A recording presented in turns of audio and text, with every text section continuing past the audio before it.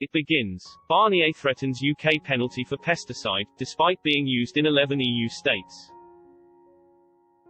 Brussels negotiator Michel Barnier has threatened Britain with punishment tariffs for reintroducing a previously banned pesticide, even though the same pesticide is used in 11 European Union states.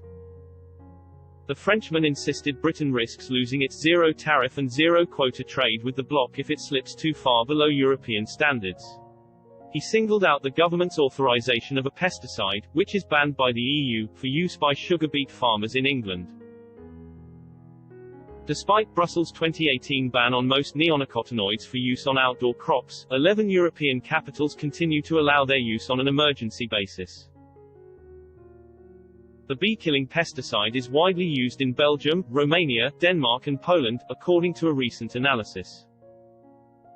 In an interview with a group of European newspapers, Mr. Barnier hinted Britain could fall foul of the so-called level playing field rules by allowing the pesticide to be used.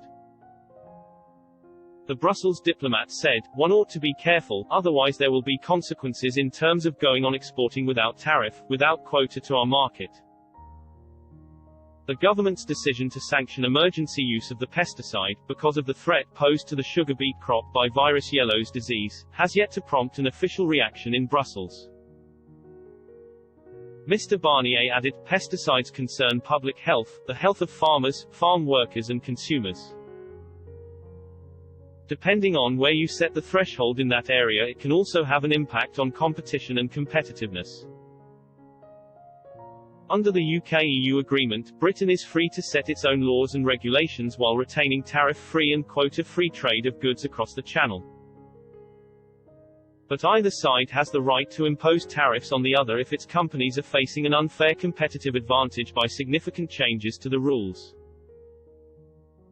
Mr. Barnier, who is stepping down from his role as the EU's chief negotiator, warned Brussels will be vigilant on all fronts, in policing Britain's future standards.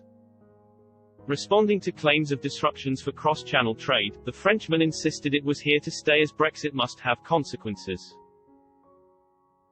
The Brussels diplomat explained the deal would not be renegotiated to paper over any cracks in the 1,246-page agreement, which last year was secured in record time.